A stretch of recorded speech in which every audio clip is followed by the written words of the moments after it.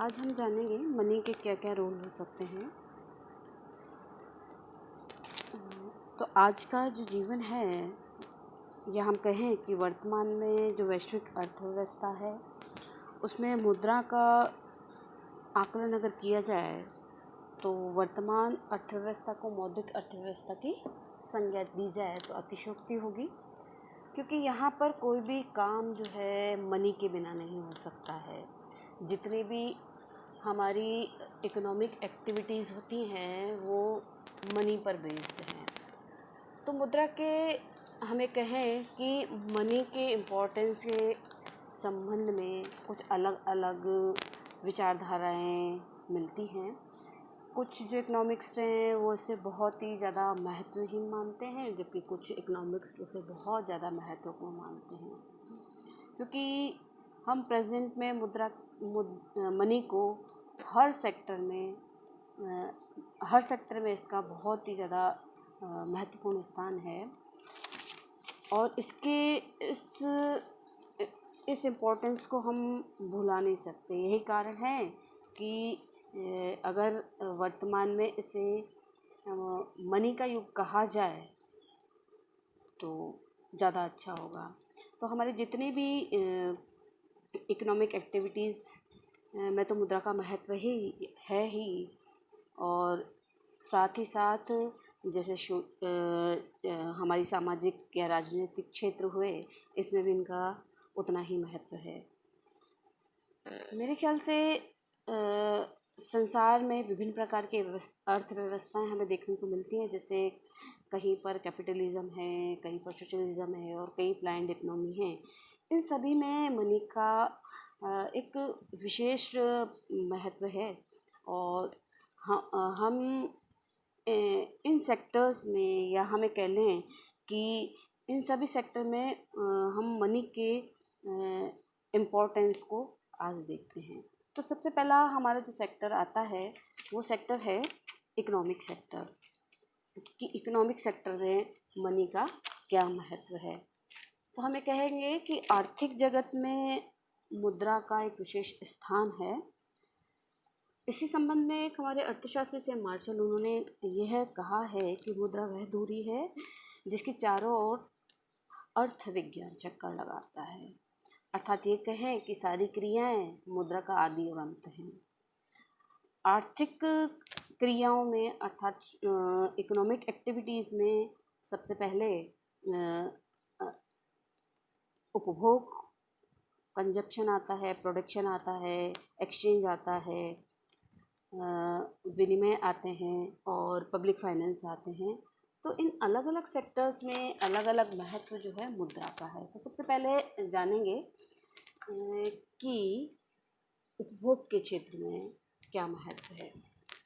Economics में अगर किसी व्यक्ति के पास मनी नहीं है तो वह अपनी इच्छा अनुसार वस्तुएं नहीं खरीद सकता है।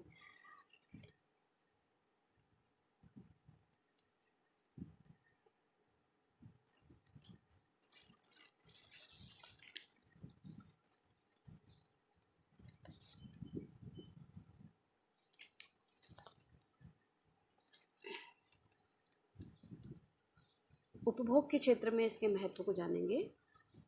इकोनॉमिक्स में अगर किसी व्यक्ति के पास मुद्रा नहीं है तो अपनी इच्छा के अनुसार कोई भी चीज़ नहीं खरीद सकता है। व्यक्ति को जो आय काम करने से प्राप्त होती है वह उसको मनी के रूप में ही प्राप्त होती है, और इसी इनकम से वो अपनी इच्छा अनुसार खर्च करके मैक्सिमम सेटिस्फेक्शन को प्राप्त करता है। एक जो कंज्यूमर होता है वो डिफरेंट वस्तुएं खरीद करके अपनी आय को इस प्रकार खर्च करता है कि वस्तुओं से मिलने वाली जो यूटिलिटी होती है, यूटिलिटी उनकी कीमत के बराबर हो। ये तो मैंने बताया आपको कंजप्शन के सेक्टर में क्या इसकी इम्पोर्टेंस है। वहीं प्रोडक्शन के सेक्टर में तो प्रोडक्शन के सेक्टर में इसकी इम्पोर्टेंस है कि उत्पादन के क्षेत्र में यदि उत्पादक के पास मुद्रा है तो वो बड़े पैमाने पर उत्पादन कर सकता है, और उत्पादन के क्षेत्र में मुद्रा महत्वपूर्ण भूमिका निभाती है। उत्पादक उसी वस्तु का उत्पादन करता है जिसकी बाज़ार में मांग हो, तभी वह अपने लाभ को मैक्सिमम कर सकता है। मैक्सिमम प्रॉफिट प्राप्त करने के लिए प्रत्येक साधन की मार्जिनल प्रोडक्टिविटी ये और साधनों को मुद्रा के रूप में दी जाने वाली साधन कीमत का अनुपात भी बराबर होना चाहिए। ये मैंने बताया प्रोडक्शन के क्षेत्र में। नेक्स्ट जो आता है वो विनिमय के क्षेत्र में। हमने देखा था कि वस्तु विनिमय प्रणाली में हम प्रत्येक वस्तु की कीमत का अनुमान नहीं लगा पाते थे, लेकिन जब से मनी का चलन हुआ है तब से मनी ने वस्तु विनिमय प्रणाली के दोष को दूर कर दिया है। तो मनी के द्वारा हम प्रत्येक वस्तु की कीमत, प्राइस हुई, लागत हुई और उत्पादक की इनकम का अनुमान लगा सकते हैं और वर्तमान समय में मुद्रा के विनिमय के क्षेत्र में बहुत अधिक महत्व है। नेक्स्ट हम बिजनेस के सेक्टर में भी इसका अपना अलग महत्व है। तो मनी के विकास के कारण कुछ अंतर क्षेत्रीय और कुछ अंतर्राष्ट्रीय व्यापार, मतलब कुछ देश के अंदर होने वाले और कुछ देश के बाहर होने वाले व्यापार में बहुत अधिक वृद्धि हुई है। तो वस्तु विनिमय प्रणाली में जब व्यापार करते समय बहुत सारी कठिनाइयों का सामना करना पड़ता था, जिससे कि व्यापार का जो क्षेत्र है वो बहुत सीमित हो जाया करता था। तो मुद्रा के विकास के कारण उत्पादन का पैमाना भी बढ़ गया है। उत्पादन अधिक होने से मार्केट का विकास हुआ है और कुछ अंतर क्षेत्रीय और अंतर्राष्ट्रीय व्यापार का आकार भी इसके कारण बढ़ा है। फिर वितरण के क्षेत्र में इसका महत्व क्या है? तो मनी के आविष्कार के कारण राष्ट्रीय आय के वितरण में उत्पादन के साधनों को उनका भाग देना बहुत आसान हो गया है। मनी के रूप में पूंजी को उसका ब्याज मिलता है, पूंजी के रूप में उसको ब्याज मिलता है, श्रम को मजदूरी मिलती है, भूमि को लगान मिलता है और एक उद्यमी को लाभ देना इतना इजी हो गया है, जिससे कि वस्तु विनिमय प्रणाली में उत्पादन के साधनों को उनका भाग देने का काम बहुत बहुत ईजी बना दिया है। फिर कैपिटल फॉर्मेशन में भी इम्पोर्टेंट भूमिका निभाती है मनी। वस्तु विनिमय प्रणाली में सेविंग्स और इन्वेस्टमेंट करना संभव नहीं होता था, असंभव काम था ये। तो जैसे जैसे मनी का आविष्कार हुआ तो मनी के इन्वेंशन के कारण जो हमारी सेविंग्स होती है और इन्वेस्टमेंट होते हैं वो काम बहुत आसान हो गया है। तो व्यक्ति अपनी आवश्यकता की पूर्ति के बाद जो इनकम बचती है, जिसे कि हम बचत कहते हैं, उस बचत को कहीं इन्वेस्ट कर पाता है और उस इन्वेस्ट के कारण कैपिटल फॉर्मेशन संभव हो पाता है। फिर आर्थिक क्षेत्र में मुद्रा का अप्रत्यक्ष महत्व है। अप्रत्यक्ष रूप में मुद्रा हमारे दिन प्रतिदिन के जीवन को बहुत अत्यधिक प्रभावित करती है। तो आर्थिक क्षेत्र में अप्रत्यक्ष महत्व जो हैं वो बहुत सारे पॉइंट से देखने को मिलते हैं। तो पॉइंट मैं आपको बताना चाहूँगी कि वस्तु विनिमय की असुविधा से छुटकारा। तो वस्तु विनिमय प्रणाली के अंतर्गत प्राइस को मापना या संचय करना संभव नहीं था, परंतु जैसे जैसे मनी का विकास हुआ तो विकास के कारण हम वस्तु के मूल्य को माप सकते हैं और मुद्रा को संचय भी कर सकते हैं। मुद्रा के प्रचलन के बाद हमारे समय और धन की एक तरह से बचत हुई है और इसी धन को हम आगे इन्वेस्ट भी कर सकते हैं। फिर साख निर्माण हो सकता है। तो मुद्रा के कारण ही साख का निर्माण संभव हो पाया है। व्यक्ति अपनी जो अतिरिक्त इनकम होती है उसको बैंक में जमा कराते हैं और प्राथमिक जमाओं के आधार पर कमर्शियल बैंक साख का निर्माण करते हैं और मुद्रा के द्वारा ही साख का निर्माण संभव हो पाया है।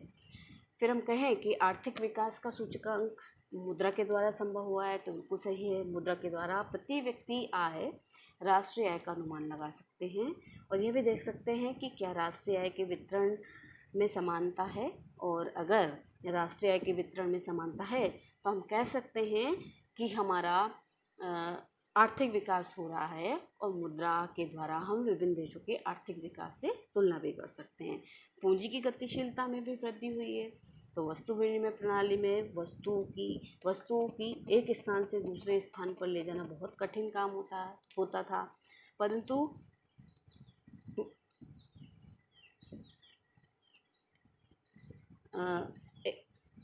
परंतु मुद्रा के द्वारा हम पूंजी को एक स्थान से दूसरे स्थान पर और एक उद्योग से दूसरे उद्योग पर आसानी से ले जा सकते हैं। पूंजी की गतिशीलता के कारण पूंजी की उत्पादकता बढ़ती है और देश का उत्पादन बढ़ता है।